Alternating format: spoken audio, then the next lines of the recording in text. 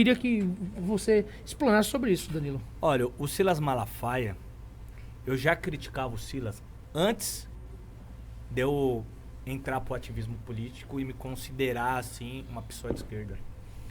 Porque o Silas Malafaia, ele foi um cara que nos anos 90, ele criticava tudo que ele é hoje. Já, né, meados de 2010, Silas era um dos maiores defensores da teologia da prosperidade.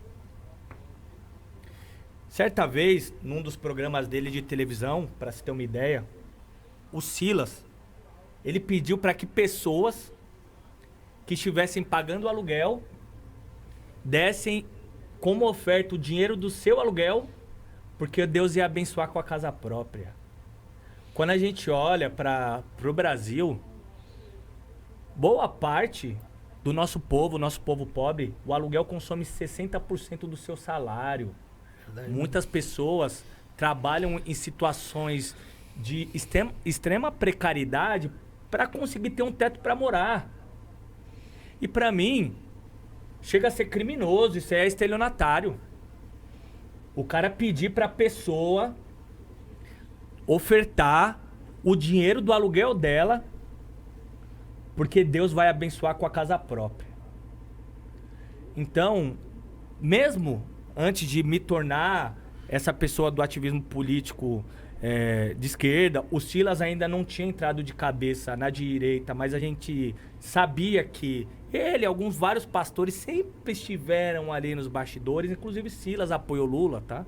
Apoiou Dilma. Eu lembro disso.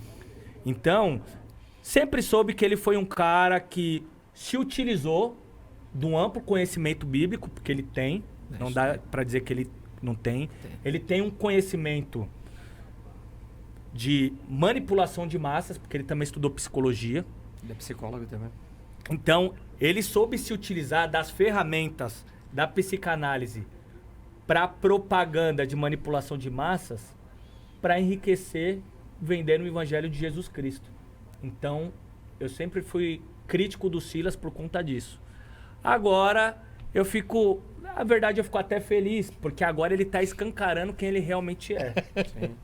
É porque assim, Danilo, o que você tá falando, o doutor Hélio te perguntou, eu, por exemplo, no meu caso, eu gosto muito da Bíblia. E eu me afastei, digamos assim, um pouco do púlpito, por algumas razões com relação a isso mesmo, que eu acho que o trabalho de campo missionário, ele é mais difícil, mas ele é mais gostoso e mais prazeroso, e é o que é mais parecido com o que a Bíblia mostra para nós. Isso. Entendeu? Então eu gosto muito mais disso. Você tentar se colocar na posição realmente de uma pessoa que está passando algo mesmo. Até porque se for falar, por exemplo, até de igrejas, digamos assim, na época de Jesus não tinha igreja, a igreja era na casa. Ele ia nas sinagogas porque ele era judeu, mas ele não pregava o judaísmo, ele não pregava tinha uma igreja, né? Não tinha. A igreja, ela começou, foi depois com Constantino. Exato. Entendeu? E infelizmente no tem século pessoas... IV. Isso, no século IV. E aí tiveram pessoas que fazem dessa forma. Eu sou contra isso. Eu hoje, por exemplo, eu fui muito na igreja batista, estou na presbiteriana, eu gosto das igrejas históricas, porque para eles é Bíblia, é a palavra. Entendeu? É literalmente a Bíblia. Eu acredito que ainda se tem sim uma revelação nos dias de hoje, aprendi isso nos seminários, tem muita gente que discorda, mas Deus também já usou pessoas para falar comigo, assim como falou com você e com muitas outras pessoas, mas eu não concordo também com essa coisa do balcão de troca, porque tem pregador hoje que ele está fazendo a igreja um balcão de troca. Presta atenção, é quando o cara chega, peraí, parece que Jesus está sentado na última mesa, parece até um quadro de que tinha na televisão. Na última mesa da repartição pública, tem mais 5 mesas na frente dele, e aí chega um rapaz lá na igreja e fala assim, então, o que você precisa? O primeiro da primeira mesa fala, cara, eu estou precisando só de um liquidificador na minha casa. Tá, mas quanto que você tem no bolso aí? Eu tenho R$20. Sua oferta vai ser baixa.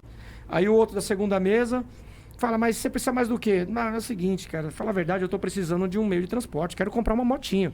Tá, mas quanto você tem no bolso aí? Eu tenho R$1.000. Aí ele vira lá para a última mesa. Ô, Jesus, é o seguinte, ele tem R$1.000. Não, pera um pouquinho, pergunta mais. Quem sabe ele tem mais. Pelo amor de Deus. Isso aí. Jesus no balcão de troca. Isso aí destrói as religiões. Por isso que eu gosto em si da Bíblia. Eu percebi que nós temos alguns pontos em comum, outros nós não temos, mas é legal porque a gente se respeita E tem por que ser isso, assim. entendeu? Dessa forma. Mas eu também não concordo com isso. Nem vou falar porque assim, tem muita gente que a gente conhece, que estão nos assistindo. Eu acho que, infelizmente, o Silas, hoje ele vai muito para um lado político, talvez ele poderia ficar mais no campo da igreja e fazer sim um trabalho social. Mas eu sei que também tem muitos pastores bons por aí, que, sabe, se preocupa mesmo com as ovelhas. Eu conheci gente aí que além de não só fazer uma compra, mas, sabe, sustentou pessoas que tinham um problema, por exemplo, de saúde, não tinha condição, o SUS não tinha condição, e o pastor lá conclamou para a igreja, conseguiram pagar. Isso é legal, eu acho que isso é muito bacana. Por isso que eu falo que é o seguinte, se a conversão estiver dentro do teu coração, você pode ser uma pessoa que tenha simplesmente pouquinho, só aqueles, às vezes, 5 pães e 2 peixinhos, mas se você também for uma pessoa que você for abastado, tiver um palácio, mas tiver ele dentro do seu coração, você vai ajudar da mesma forma. Então, eu acho foi bem bacana essa explanação que você deu, Danilo. Eu gostei. Tanto que hoje, aquilo que a gente estava falando, onde Jesus estaria, né? Alguns anos atrás, eu pensava, eu acho que eu jamais falaria isso. Eu não vejo Jesus em maior parte das igrejas evangélicas hoje. Eu não consigo ver Jesus frequentando esses espaços. Embora a gente saiba que tenha pessoas de fé genuína nesses espaços.